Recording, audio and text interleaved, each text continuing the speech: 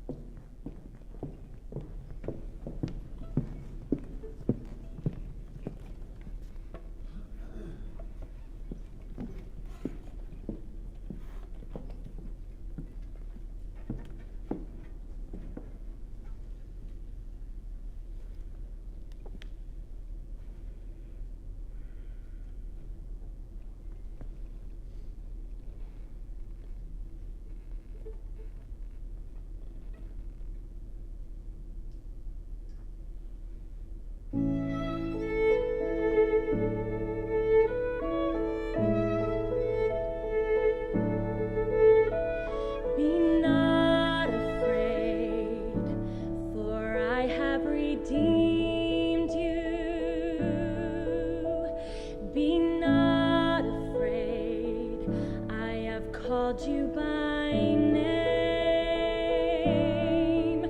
When you pass through the waters, I will be with you. When you pass through the floods, they will not sweep o'er you. When you walk through the fire, you will not be consumed. You are mine, you are precious in my sight.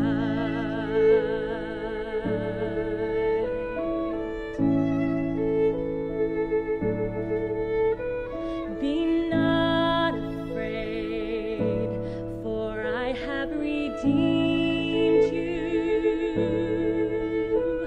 Be not afraid, I have called you by name. When you pass through the waters, I will be with you. When you pass through the floods, they will not sweep o'er you.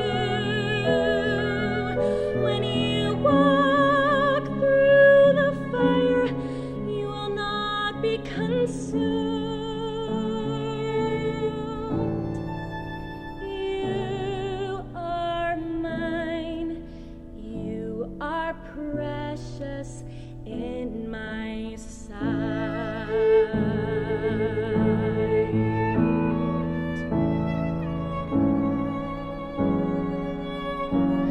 My love for you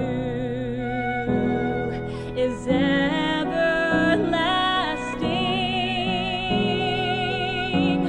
My love for you shall have no end. When you pass through the waters, I will be with you. When you pass through the floods, they will not sweep o'er you. When you walk through the fire, you will not be consumed.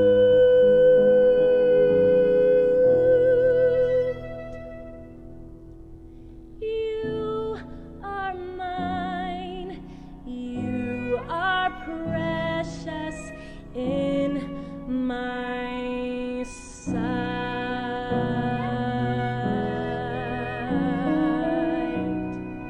You are precious in my sight.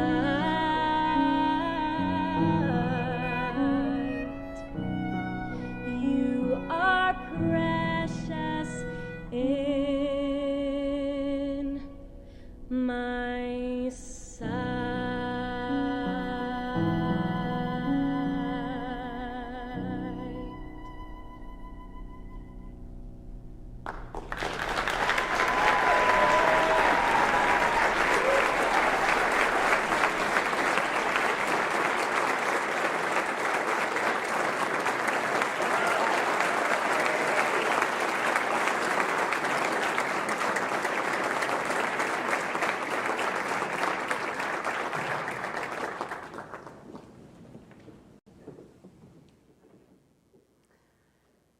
Thank you, Lily, Evan, Rose. I now invite Professor Portia Benson of the Business Administration Program to deliver the readings for this evening.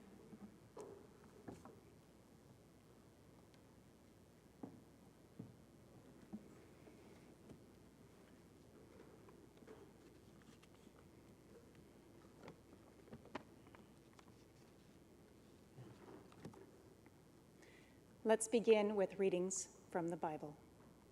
John, I am come that they might have life, and that they might have it more abundantly. Luke, and when much people were gathered together, and were come to him out of every city, he spake by a parable. A sower went out to sow his seed, And as he sowed, some fell by the wayside, and it was trodden down, and the fowls of the air devoured it. And some fell upon a rock, and as soon as it was sprung up, it withered away, because it lacked moisture. And some fell among thorns, and the thorns sprang up and choked it. And other fell on good ground, and sprang up, and bare fruit an hundredfold.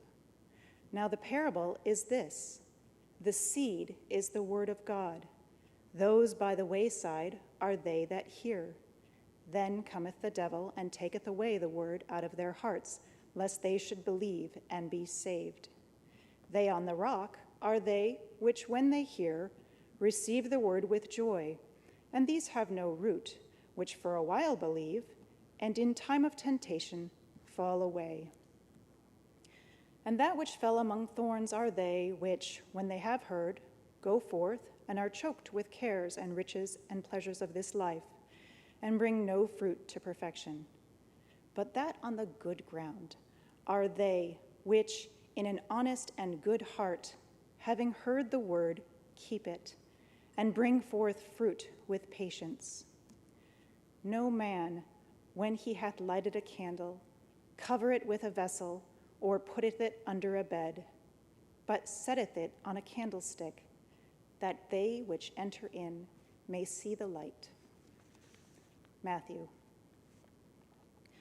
Let your light so shine before men, that they may see your good works and glorify your Father which is in heaven.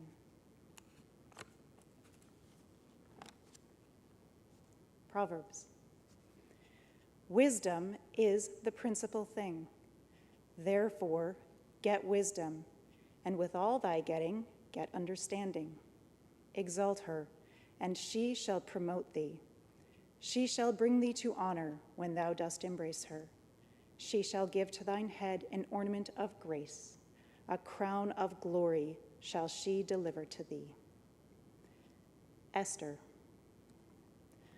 Who knoweth whether thou art come to the kingdom for such a time as this? And the king said again unto Esther on the second day at the banquet of wine, What is thy petition, Queen Esther? And it shall be granted thee. And what is thy request? And it shall be performed, even to the half of the kingdom.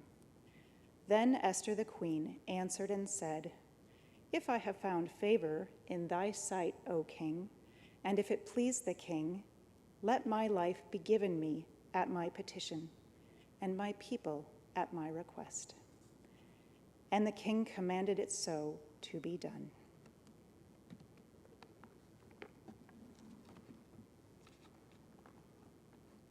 And from Science and Health, with Key to the Scriptures by Mary Baccalaureate. Let us rid ourselves of the belief that man is separated from God and obey only the divine principle, life and love. Here is the great point of departure for all true spiritual growth.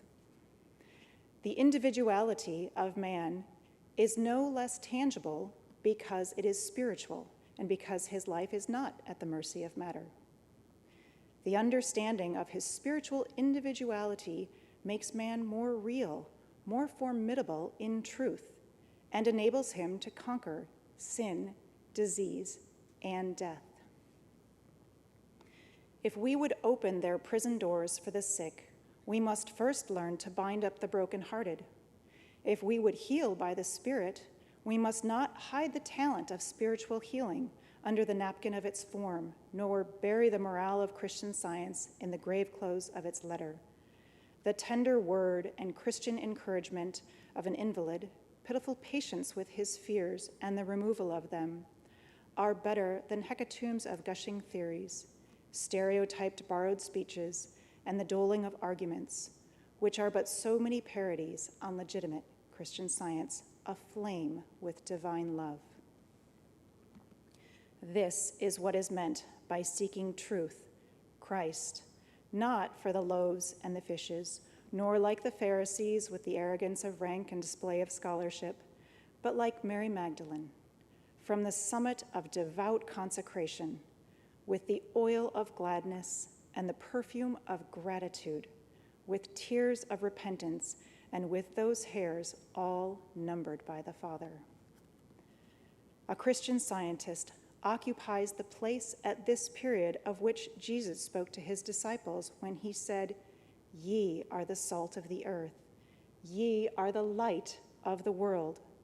A city that is set on an hill cannot be hid. Let us watch, work, and pray that this salt lose not its saltness, and this light be not hid, but radiate and glow into noontide glory."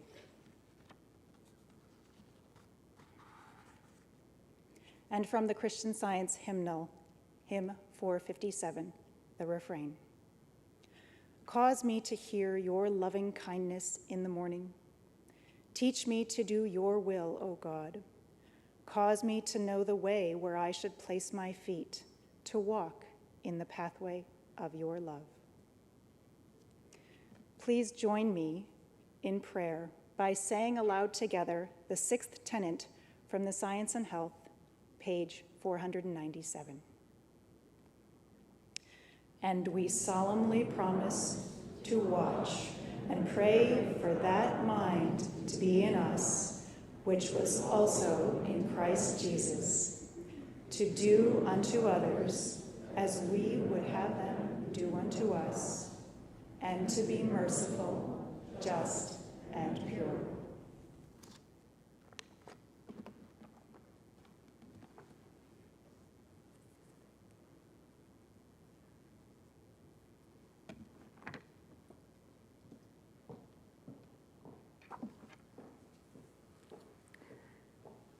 Thank you, Portia.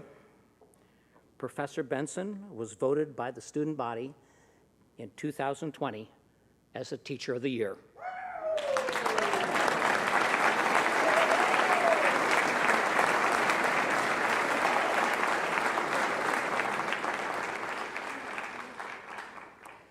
Now let us listen to hymn 457 from the Christian Science hymnal, selected by the class of 2020 and sung by students from the class of 2020, accompanied by Dr. Whitmore. Each element of the piece was pre-recorded and mixed by Ian Case, and I'm told that the photographs were by Nathan Wood of the class of 2020.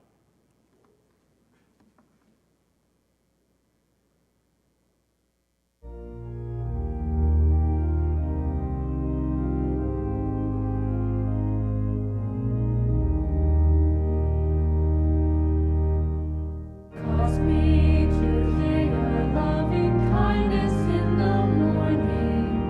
Teach me to do your will, O God. Cause me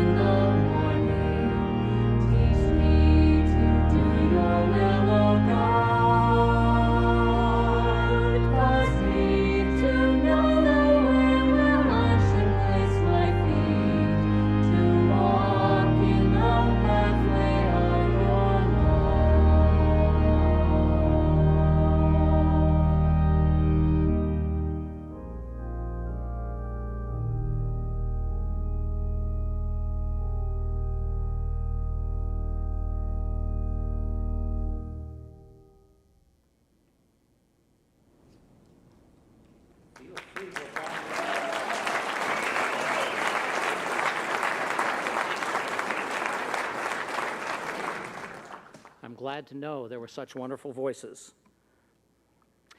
I'd like to welcome now to the stage the representatives of the senior class, Will Adler and Abe Ott. They will present the 2020 senior class gift.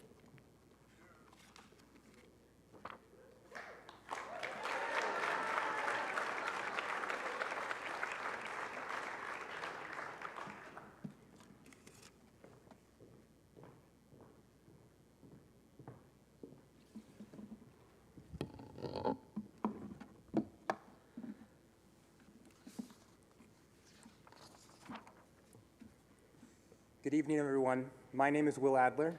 And I'm Abe Ott, and we're two of the 5 class representatives for the graduating class of 2020. At the beginning of the school year, we were tasked with raising funds for our senior class gift, with the intention of giving back to a community that has served us for the past 4 years. With the input from our classmates, we found out that some of the times we value the most about our experience at Prin are the times with each other. With that in mind, we decided our class gift should represent the community and friendship we see in each other. Our class chose to install what we call the fire swing out near the gazebo by the rugby and soccer fields. It is a fire pit surrounded by 4 swinging benches, perfect for Principians to make memories for years to come. We were able to raise $6,600 for the class of 2020 and also a little help from friends and family. Yeah.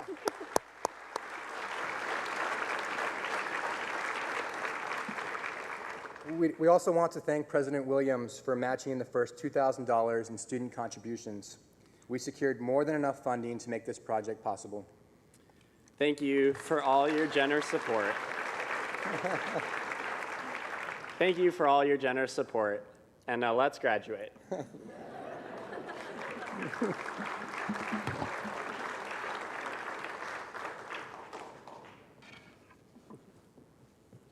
On behalf of Principia College, I am delighted to accept this gift.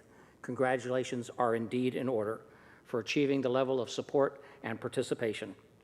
I do hope you have an opportunity to walk out to near the gazebo and see the swings and fire pit. They've not been combined and they're still there. It's already been used and deeply appreciated. Thank you, class of 2020.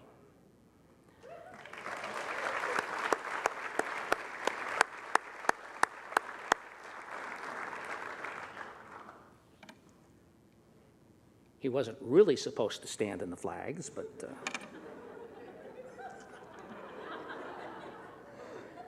we will now hear from our senior class speakers. They will be introduced by the senior class marshals, Ryan Eisenhower and Sophia Hathaway.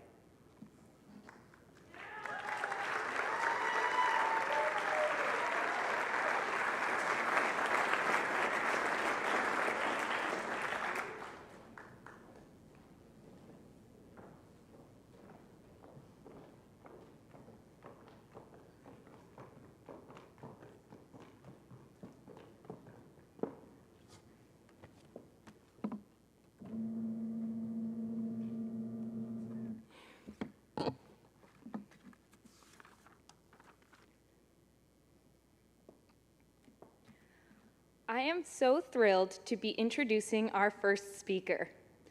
Anna Webster has been a part of the Principia community since the 7th grade, and the community is all the better for her presence.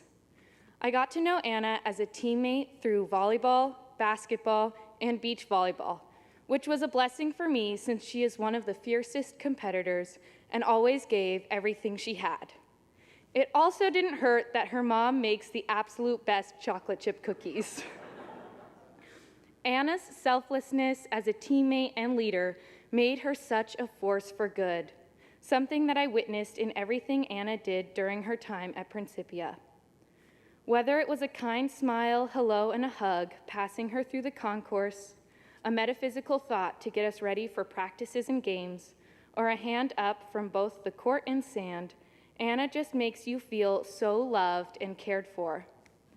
Anna was involved in a lot at Principia during her 4 years.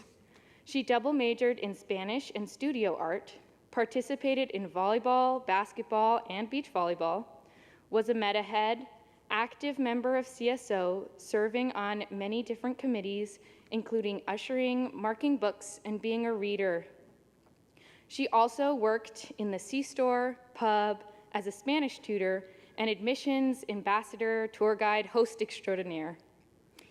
One of her highlights at Principia was the opportunity to study abroad in Peru during the fall semester of 2017. That trip has left an indelible mark on Anna, and I remember her sharing many wonderful memories once she returned. Anna has worked in Jacksonville, Florida, interning in home staging and interior design, as well as Scottsdale, Arizona, as a caregiver over the last year. I know she will continue to bless those she works with as she continues to carve out her future. Please help me welcome the lovely Anna Webster.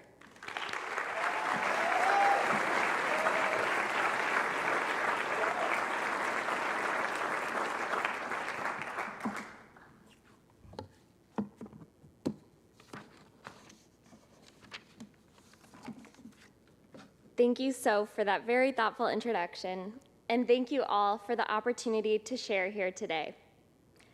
Mary Baker Eddy addressed the world in her preface of the textbook, Science and Health with Key to the Scriptures, when she stated, "The time for thinkers has come." Many of us recently spent 4 years pursuing an education with a specific field in mind. Others here may be decades deep into the workforce or near completing a lifelong career. But of all the professions in the world and ways to improve society, Mrs. Eddy opened the door to the most limitless pursuit available, a vocation that every individual can obtain regardless of age, race, gender, religion, or educational background. Thinker. So, are you an adequate thinker today? The example of Christ Jesus taught that the most significant, valuable, and necessary education we can ever receive is an understanding of God. For those of us blessed to be graduates of Principia College, a college for Christian Scientists, we have had the gift of attending an educational institution that not only supports this higher learning, but was founded upon it.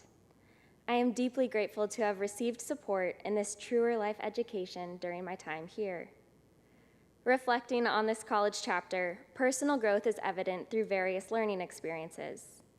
Different roles as a student, athlete, and worker enabled me to practice humility, gratitude, and trust in God's continuous unfoldment.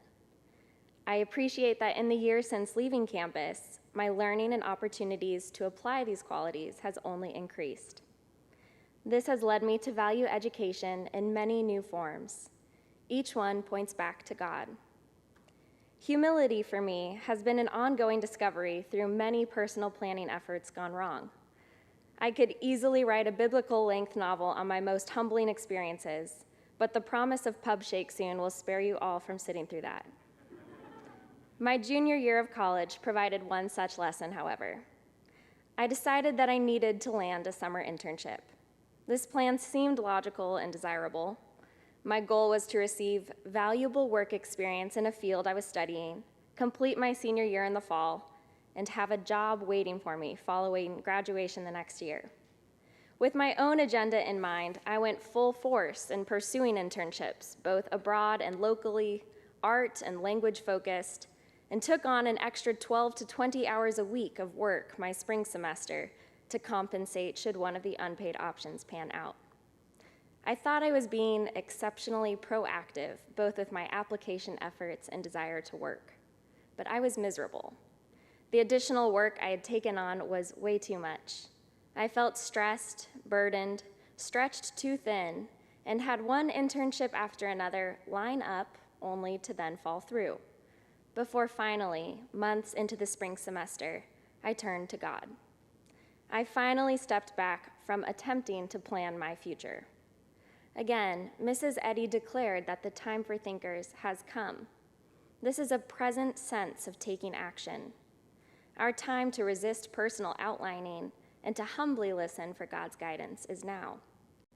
In my experience, what was the result of this letting go?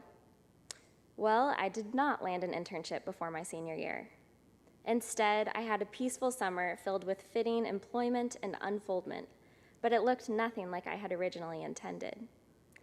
I was humbled to find myself in such a comfortable place after the difficult semester I'd unnecessarily put myself through. The gratitude that came from this experience has been a great reminder over the years.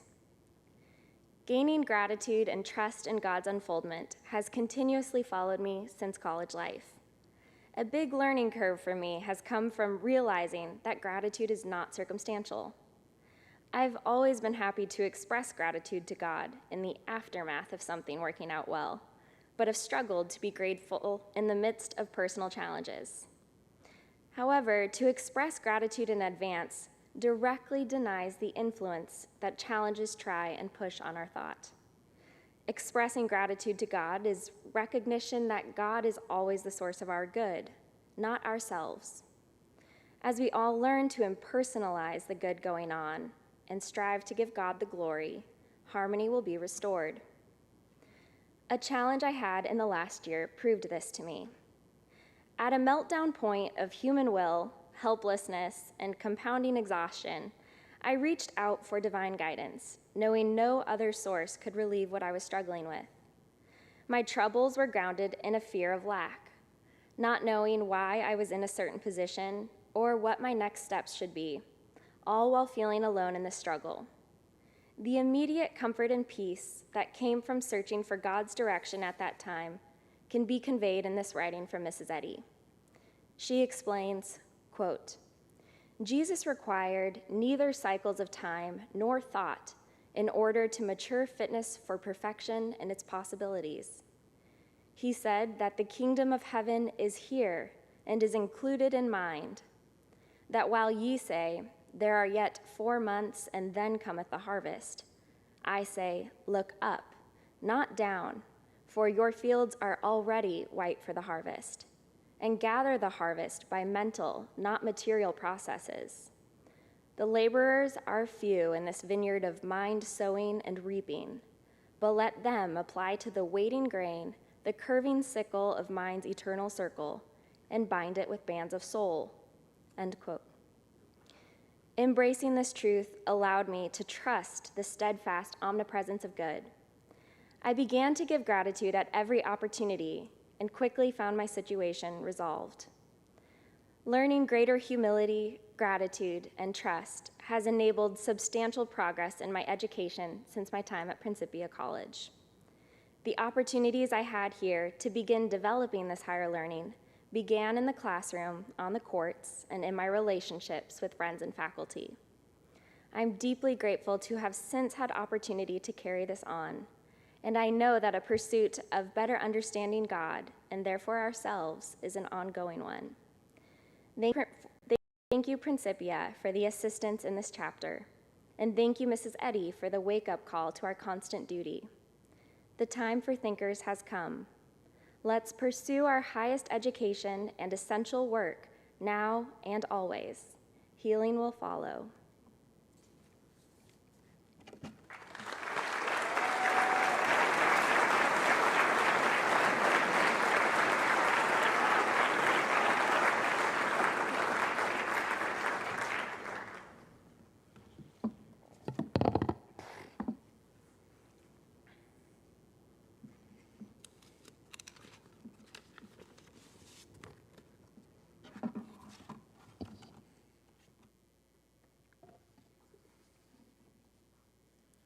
Tonight's baccalaureate ceremony, as well as tomorrow's graduation and really half of the weekend as a whole, have been packaged and presented as a celebration of the class of 2020. That celebratory moniker encapsulates everyone in the class of 2020, whether here, there, near, or far. I have the unique privilege tonight of providing introductions for 2 baccalaureate speakers who are not with us this weekend, but our class of 2020 nonetheless. The first speaker I will be introducing is Carson Landry. Carson, in and of himself, encapsulates everything that Principia is, and by proxy, everything that Principia can be. So let's start with what he and Principia are. Carson spent 4 years in ELSA wonderfully visible and involved, a hallmark of many who set foot on this campus. He could most often be seen in Davis, honing his craft and talents as a musician, talents which have led him to Brussels, Belgium, where he currently resides as a Fulbright scholar. It was always a highlight of my week to hear him rip it up on the chapel carillon on Thursday mornings as I walked back from class. Carson could also be seen in and around the scramble room, wearing the most powerful blue shirt in this country without the words United States Postal Service on it, the polo of a dining services manager. Ever present at seemingly every catering event Principia hosted, no one served food and the quintessential all-black fit quite like Carson Landry. Other prominent aspects of Carson's Principia visibility include his student government service, his many appearances on various house boards, his 2 semesters as an RA, his brief stint in the powerhouse, world-bending, multi-platinum award-winning a cappella group -1,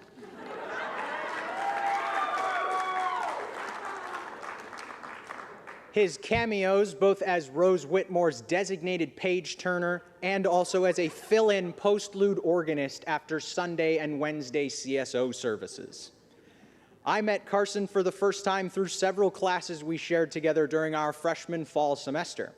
Despite having probably nothing in common, we quickly achieved the highest standard of college friendship, go-to group project partners. Also, the person I texted if I missed class.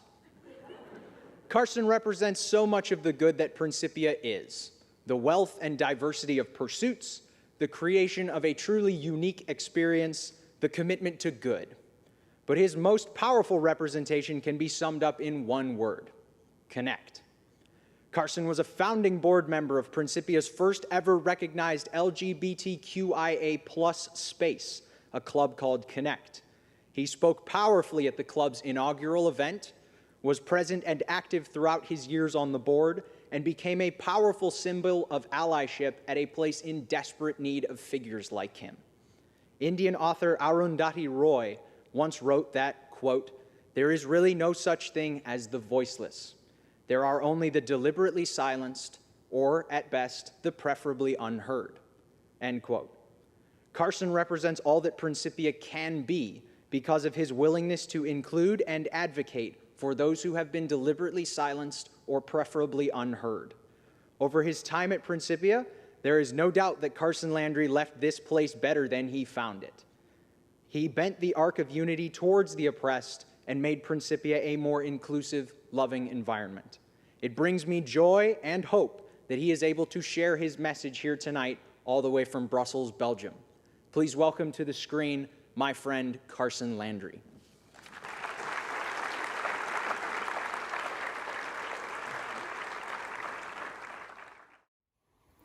Hello everyone! I'm coming to you not so live from my temporary home here in Belgium.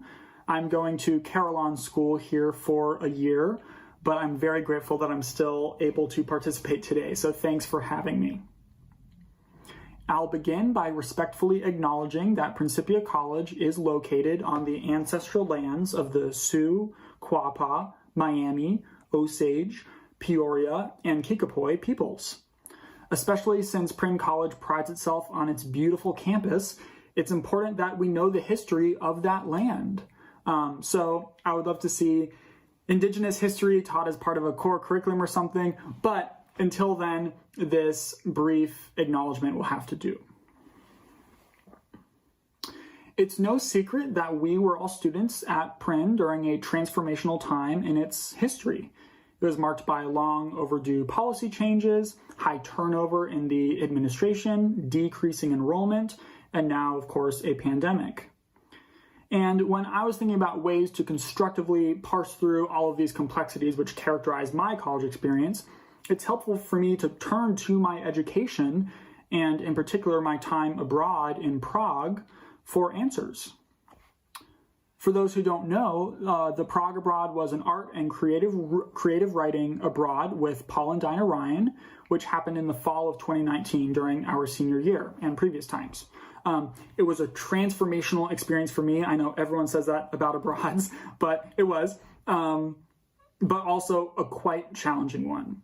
There were significant infractions of community standards that put the continuation of the whole program in jeopardy.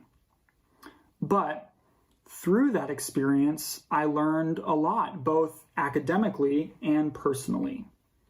So, I now present to you 3 lessons I learned from Prague, which I hope are meaningful to all of us graduates, and also just to the broader Prin community at this moment. 1, we can't turn away from uncomfortable ideas. In Prague, we dealt with a lot of tough content, from defenestration and self-immolation to communism and the Holocaust. And we had to be very clear from the beginning how we as Christian Scientists would approach these disturbing concepts. I also think more broadly about the Prin community on campus and how during my time I encountered a certain amount of discomfort with talking about topics that perhaps seemed too human or material, or also just a lack of openness to new ideas in general. Perhaps this is ringing a few bells for some people, but if not, it's applicable to all of us now as we go out into the world, and also for anyone on campus and just Prin in general. So on this topic, I love this quote from We Knew Mary Baker Eddy in the reminiscence of John Lathrop. Quote, Quote, Mrs. Eddy once said she could not teach a person who excused error, who closed his eyes to evil, that person was not teachable. Someone sent her 3 little brass monkeys. See no evil, hear no evil, speak no evil. That, said Mrs. Eddy in substance, is not Christian science. It is heathen philosophy. Christian scientists do not close their eyes to evil, but open them.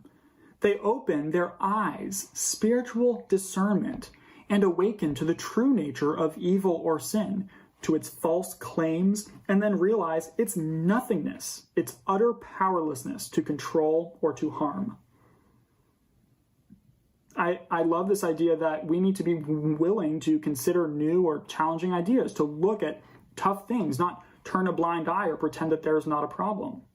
I also believe this openness is enshrined in Principia's policies. A particular one directs us to be trained, quote, to think clearly, vigorously, fearlessly, tolerantly, unselfishly. Number 2, we need to reconcile. As I said, there were challenges on my abroad, but we didn't just try to forget about it and move on. No, our RC and our professors taught us the power of reconciliation. As defined to us at the time, it is the action of restoring estranged people or parties to friendship, agreement, or harmony. How is this relevant to Prin as a whole? Well, Principia has a shameful history of discriminating against people from diverse identities and backgrounds. Yet it took until 2014 to change the policy, and until 2018 to change the non-discrimination statement. That's not moral courage. Injustices continue today, and not only for the LGBTQ+ community. Just ask people of color on campus, particularly international students of color, and plenty of other groups. I don't bring this up to dwell on the past, especially on a joyous occasion like this one. I certainly, and hopefully we all, want to see Prin grow and thrive into the future. But that's exactly why I bring up this concept of proper reconciliation.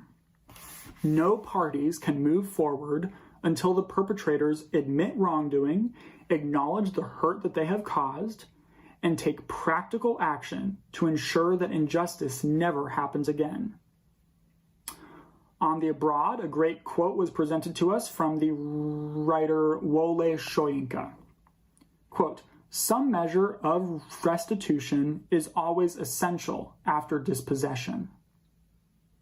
And a great one from Mary Baker Eddy. Quote, "Love cannot be a mere abstraction or goodness without activity and power." So let's apply this to Prin. there needs to be a full apology from the body that directed these discriminatory policies, that is, the trustees, not any one college president, as well as changes to the capital P policies that allowed for discrimination in the first place. Only after those things happen can Principia move forward with the full embrace of the diverse coalition that has always existed in its history, but that remains wronged and to a certain extent still erased today. 3, it's rarely too late. On the Prague Abroad, after 2 months of turmoil, we were left with only 2 weeks of time remaining in country. But we made the most of it. Of course, it would have been far preferable to have had that high level of commitment all along. But the takeaway here is that no, we can't go back in time and recover opportunities that have been lost, but we can always attempt to make things right. It's rarely too late to reconcile, to chart a new course. As Mrs. Eddy says in Science and Health, quote, "If you believe in and practice wrong knowingly, you can at once change your course and do right," end quote. I think this is true of each of us individually as well as Principia as an institution. Change thrives in periods of disruption. Prin can be a part of that, and I know that seeing this kind of practical action that I've brought up here would help me and hopefully plenty of you have a healthy relationship with our alma mater. So there's some food for thought. I hope it's been constructive. I'm so grateful for my college experience. Look where it's put me now. But yeah, just some food for thought. So thank you all very much and happy commencement.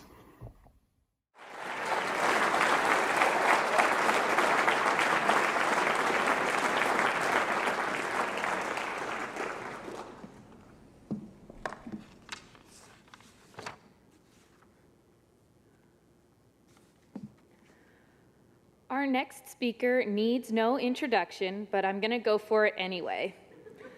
Abe Ott has had a huge and far-reaching impact on the Principia community. Abe took everything that Prin had to offer and ran with it, literally. A member of the cross-country, indoor and outdoor track teams, Abe could often be seen running around campus. He took his training so seriously, he even ran for Student Senate and served 2 years and ran for Lowry House president, where he served his senior year. Abe was involved in nearly every club on campus to some capacity, served as a Sunday and Wednesday reader for CSO, and served on the executive board for PAC for a year and was director another year.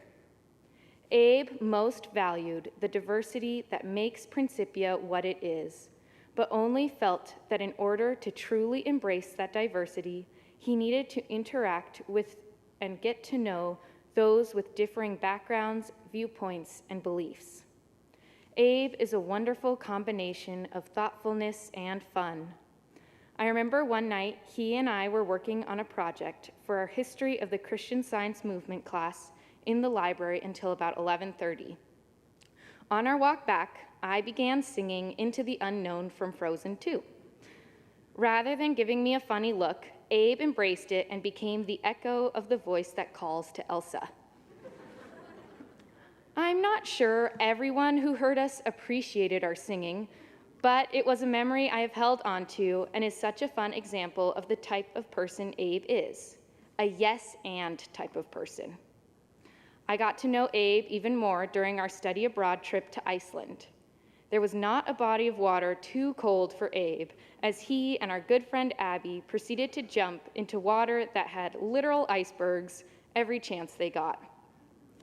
Additionally, every stop, Abe would just exclaim how beautiful everything was and how amazing this trip was, which was a wonderful reminder to be grateful for the good.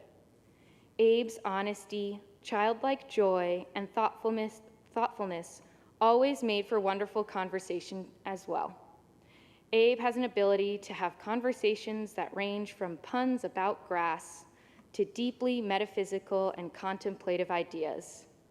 I am so grateful to have shared so many wonderful memories with Abe, as I'm sure most of you are all too.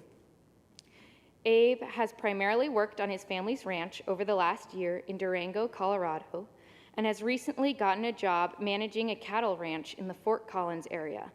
I know he will continue to bless those he comes across. So without further ado, I would like to welcome Abe Ott.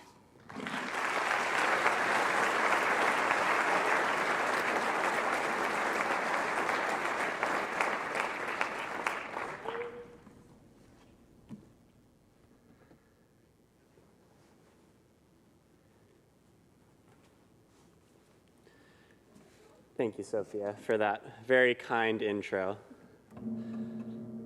Come up just a little bit. Hello, everyone. It's such a pleasure to be here and to share some thoughts with you today. When deciding on what I wanted to share with you, I decided I want it to be as relevant as possible for where we are in our lives right now. Although what I'm sure what I've come to applies to all stages of life, so parents, no zoning out. I also wanted it to be consistent and something that a few of you might remember after we leave this auditorium. So I thought of what had been nagging at me the longest and has helped me most consistently with my progression over the years. It relates closely to an idea that I'm sure many of you are familiar with, shared by Mrs. Eddy on page 11 in the Science and Health with Key to the Scriptures. I'll be referencing it throughout the rest of my speech. Prayer cannot change the unalterable truth, nor can prayer alone give us an understanding of truth. But prayer, coupled with a fervent, habitual desire to know and do the will of God, will bring us into all truth. Such a desire has little need for audible expression. It is best expressed in thought and in life. Now that's got a pretty long sentence in it, so let's break it down a little. First, we have the idea of prayer being coupled with that fervent, habitual desire to know and do the will of God. That phrase has really stuck with me throughout the years. The idea of developing your practice of Christian Science into a habit. And not just a mundane habit, like making your bed or washing behind your ears, but one that is profound, thoughtful, and heartfelt. A habit that, when fully developed, will bring us into all truth. This concept pairs well with a quote by the author and philosopher Will Durant. "We are what we repeatedly do. Excellence, then, is not an act, but a habit." When we bring these two ideas together, we see that understanding truth and uncovering our true selves is not some great act, but a habit we work to develop over time. The second main idea from that quote I'd like to highlight is, such a desire has little need for audible expression. It is best expressed in thought and in life. This second part is what I'm still coming to grips with. It sounds cliche, but it's that idea of what you do when no one's watching. This battle becomes more and more relevant as we get older, because there are fewer and fewer people watching us and checking in on our every move. Your teachers, parents, coaches, mentors, etc., all become more and more removed from your every decision. In a way, it can be liberating, but it is also stripping off the training wheels. No more habit assists. Daily grades, times, stats on the field, etc. Just you, working on uncovering your true self. And what you say on socials or tell your family and friends about your habits might trick them and or yourself for a while. But like Mrs. Eddy says, this habitual desire has little need for audible expression. This may seem a bit harsh or intimidating, and to be honest, it is really hard sometimes. You might struggle and sometimes fail. But that's okay. Each new moment is another opportunity to succeed. And besides, I think struggling gets a bad rap. And in our culture, it is often labeled as something to avoid. But to struggle or to suffer well is to grow and to form those habits which help you develop. To illustrate this idea, I offer a personal anecdote. Many of you here know the joys of Monday night classes.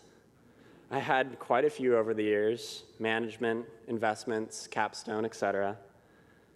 Others of you know the joys of Monday workouts with cross country and track.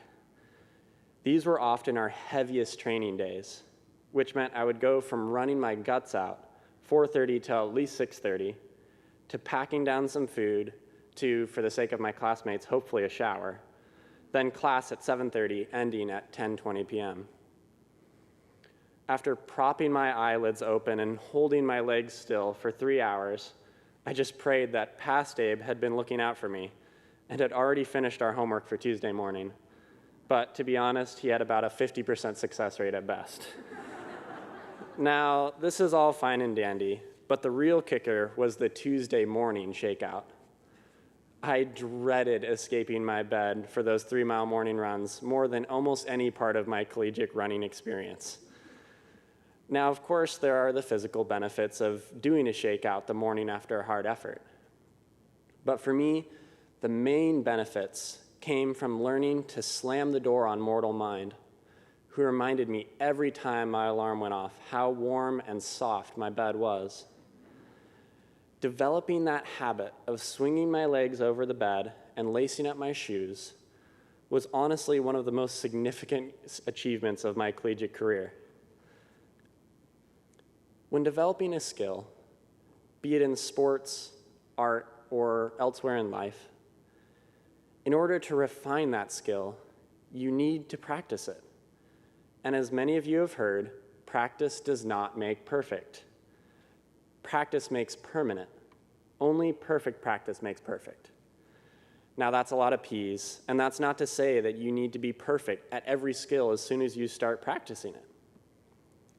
But it does mean that you need to work on developing that habit with the highest model in your thought. Because we know in Christian Science, we are already perfect, and the practice is only a tool to reveal that perfection. So what are you going to remember when we all go home? Well, I'll leave that up to you. But for me, it's that our journey is our own. And although sharing our goals and dreams has their place, it is far more important to couple your prayer with honest, consistent work towards your own highest ideal. Thank you.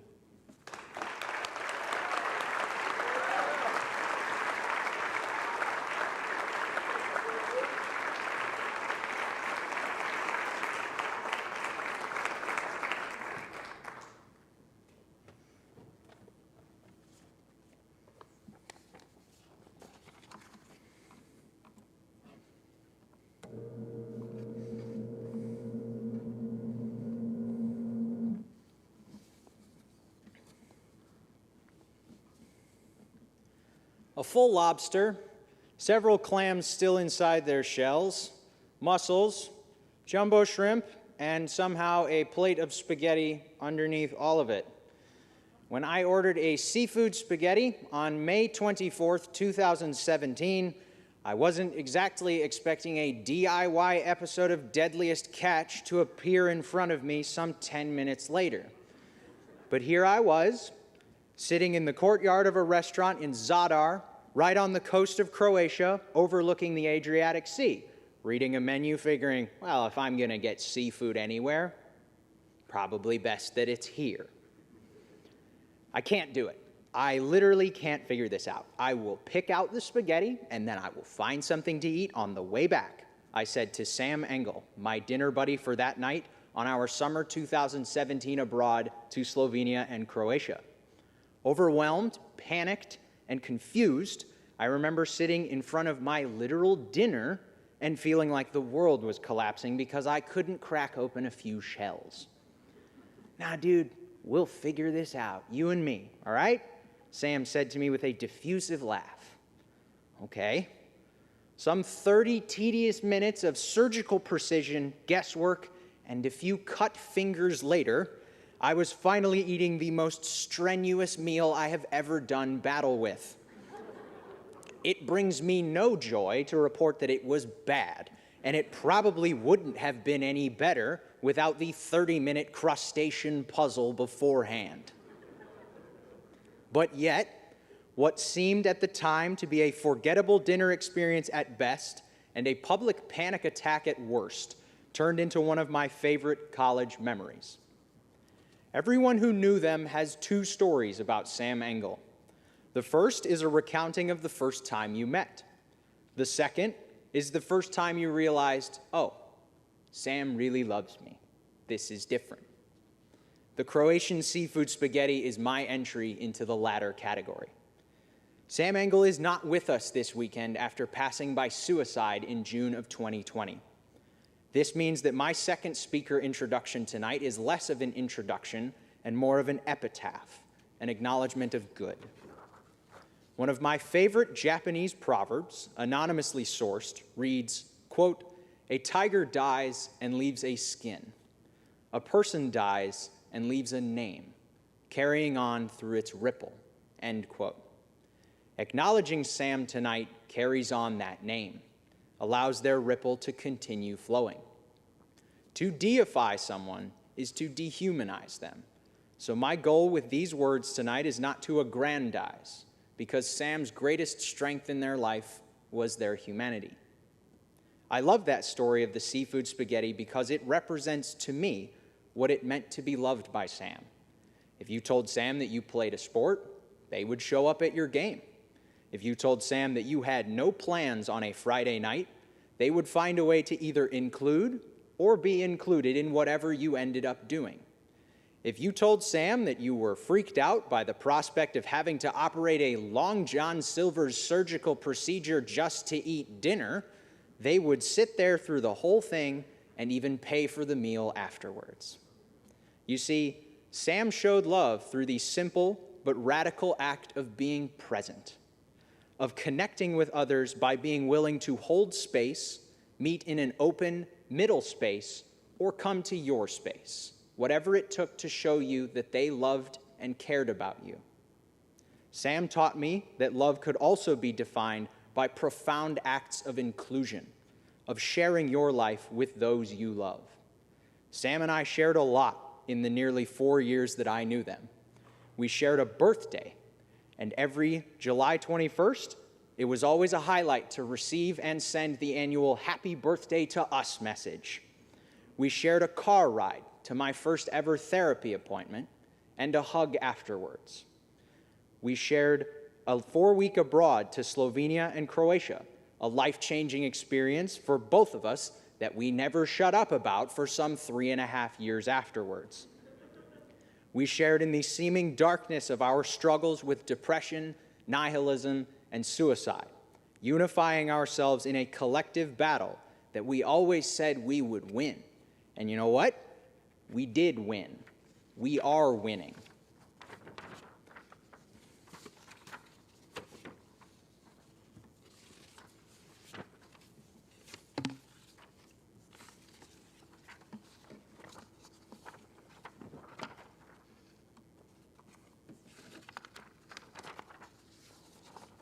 When we, as a community, typically discuss suicide, it is done through the lens of loss. The phrase "committed suicide" has a connotation of defeat, a stigmatization of giving up and giving in. No one who dies by suicide has lost or been defeated. In fact, those who live with mental health challenges win and conquer every single day through the radical act of simply being. Sam won because Sam was, is, and continues to be. Sam won because we remember, because the name they left us continues to ripple. Sam won because I get to stand here and say their name with all the pride, joy, and love that I feel when it comes across my mind. In lieu of the time which would have been filled with Sam's speech tonight, the class of 2020 has put together a slideshow. The slideshow is filled with submitted pictures of our years on campus and set to the tune of Sam Engel communicating through their preferred art medium, music. This is how we celebrate tonight and this weekend together.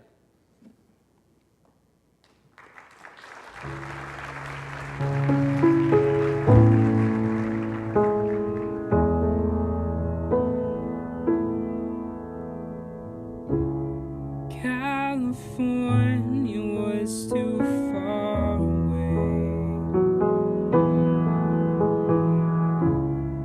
Florida left a cold hard sting.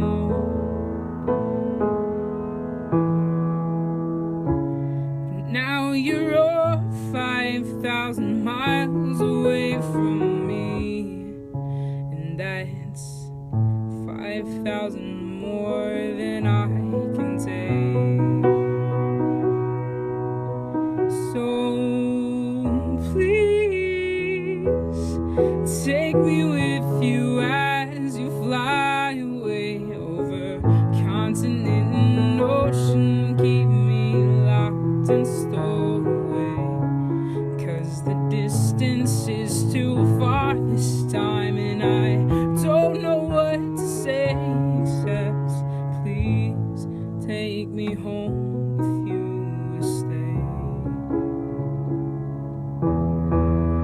Distance makes the heart take time to analyze desire, and age is just a number in our heads. But it seems with every passing day I'm missing out on you, and I just can't live another mile away. So please take me with you as you fly away over continent and ocean. Keep me locked and stowed away, 'cause the distance is too hard this time, and I just can't stay away. So please, please take me home with you to Spain. Please take me home with you to Spain.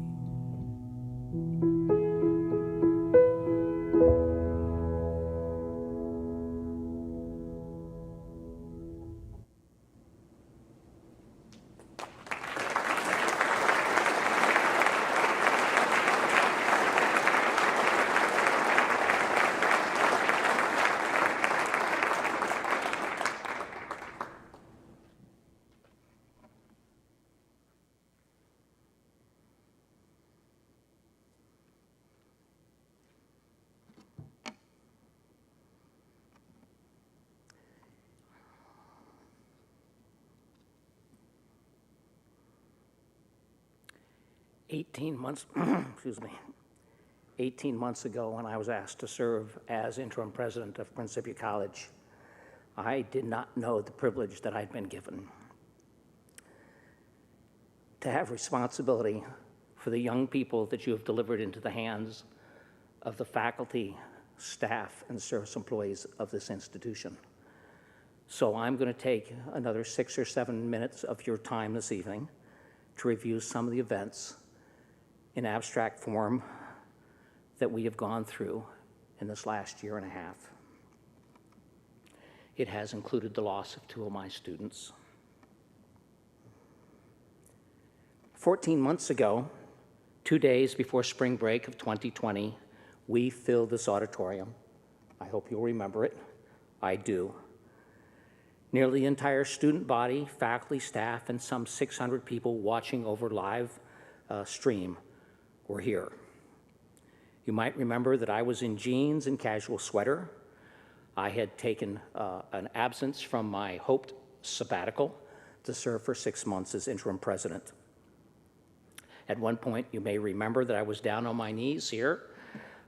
Dean Dietz and Dean Madden were sitting up in casual clothing on the stage. And I pled with every student and with my staff and my faculty, when you go on spring break, go away. Take your computers, your laptops, your textbooks, your notes, your valuables, your essentials. Be prepared for a delay in returning to class. But whatever it is, go away. Go home, please. We did not know what would occur in the coming days. We watched the national news with pictures of students at some of our greatest colleges being evicted from their dormitories, pushing their belongings in trash cans. We would not let that happen at Principia. We would secure the dormitories, your belongings would be protected, and no student without a home would be forced from this campus. No student without a home would be forced from this campus. Within a week, the state of Illinois closed the state. American higher education had to make the incredible pivot to remote instruction. The closure extended through graduation, no graduation for the class of 2020, and the closure continued into the fall. We housed and sheltered 60 students, mostly international students who could not travel home, and a few domestic students with no secure home to go to. We housed them for the summer and welcomed them back in the fall. As the pandemic expanded, the closure of the state and indeed the world grew. Any hope for an in-person graduation in May had disappeared. So in consultation with class leaders, we rescheduled graduation for homecoming this last October. But by midsummer, it was clear we would need to cancel both homecoming and your graduation once again. As the pandemic dragged on and the occupancy and access rules continued, even those rules tightened. At one point, we were limited to 50-50. That's not a gambling game. That's occupancy of 50% or 50 people, whichever is less. Last month, permission was given to expand to 50-50 or 250, whichever is smaller. And then there was the hope for the bridge, the beginning of opening up the state of Illinois. We might be allowed to have up to 60% in this auditorium.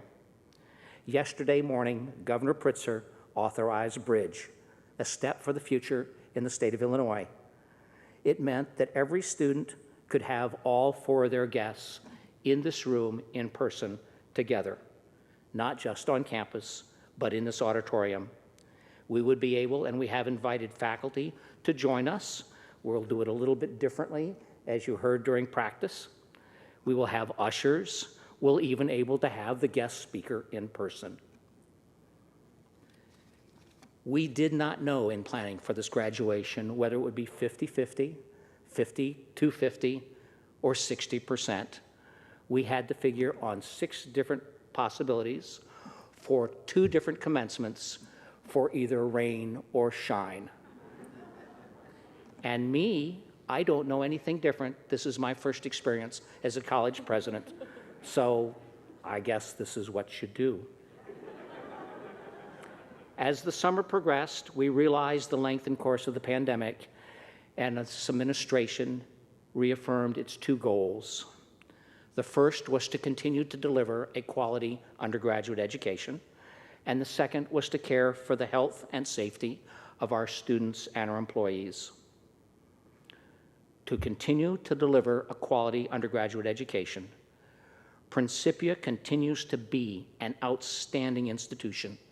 It is nationally recognized.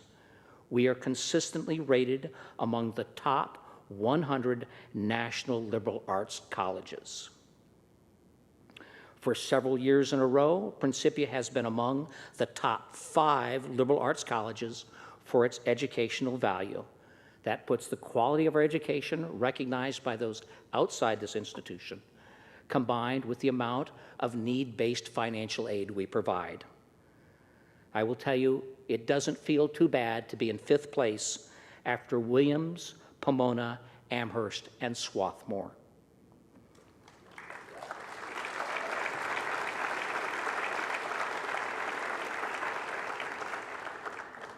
The second was to care for the health and safety of our students and employees.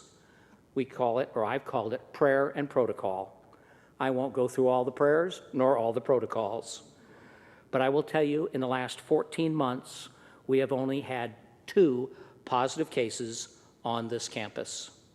One was a student and the other a student-facing staff member. Each case was approached swiftly and compassionately, acknowledging the safety of the campus and the healthcare choices of those involved. In addition, to participate in our athletic conference this semester, our varsity athletes have been required to undergo frequent surveillance testing, sometimes multiple times per week, and not a single positive result.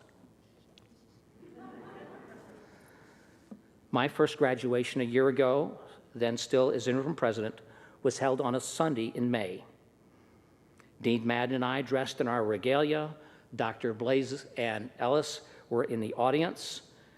9 graduates were in attendance. We had 9 of the graduates still on campus on that day. They appeared in their shorts, their flowered shirts, their jeans, their flip-flops. Each had their mortarboard. We played a little bit of graduation march. We tried to repeat the appropriate declarations, by the authority vested in me and upon the recommendation of the dean and the faculty, blah, blah, blah. We didn't even know the appropriate protocols at the time. Do you give a fist bump? Do you give an elbow bump? Among those 9 was Sam Engel. I think what we did was a mime version of handshakes.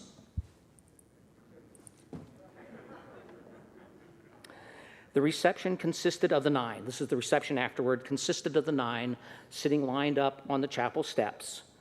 Like kids digging through their Christmas presents, they opened their gift boxes. You all did get gift boxes, right? Remember those? And you had to go through the print swag, and down hidden at the bottom was the diploma. It was so much fun to watch those 9. As Dean Madden and I walked back to work in our robes and masks, I knew that the most important yet unspoken task of the president was parent, father, mother, to help move a family, this community, through the cycles and stages of life.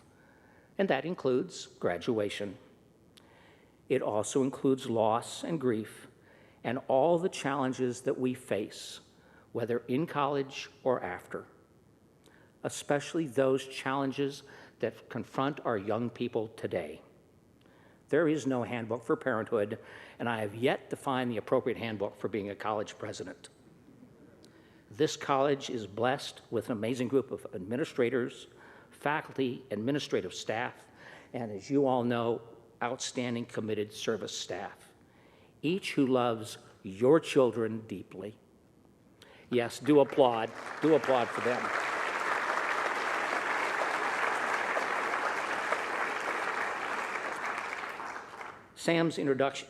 Ryan's introduction of Sam spoke of the concept of being. I have learned, relearned, and more deeply appreciate the depth of that concept. Through the loss of 2 of our friends, particularly through the loss of 2 of our friends. As their respective classes can attest, the being of these most generous young people blessed, blesses, and will continue to bless more than can be acknowledged, more than the number of grains of sand on the beach. So let me close with the consideration of an idea of being a sentinel. Now, this is an obligation we all must carry on, a sentinel or standing porter at the door of thought. In Genesis 31, there's a concept of a watchtower or a stone structure to serve as a lookout.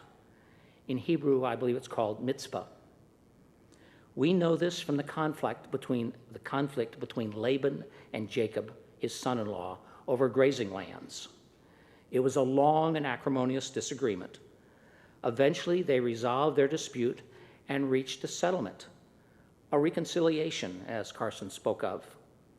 Their agreement was established with God as their witness. They built the stone watchtower. It was symbolic as much as practical. And they declared, "The Lord watch between me and thee, when we are absent one from another. I offer this not as a benediction, but as an agreement, as a contract to be a sentinel, that we watch as God watches, whether together or especially when we are absent one from another, that we watch each other and we watch out for each other, that we are sentinels. That should be our contract. I thank you all for joining us on this reflective occasion, and my great love to you all and the class of 2020. There are milkshakes waiting for us in the pub, and as a transition from this reflective period to one of the joy of graduation, we will leave with a prelude played by Dr. Whitmore. If you wish to stay and listen, you're quite welcome to.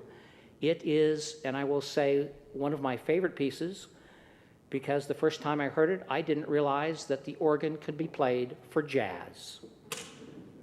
So I think it's fitting to help uplift, move us from reflection to action. It is this is the craziest thing. It's a postlude, but it's called Prelude Number 1 by Michael Schutz. Go for it.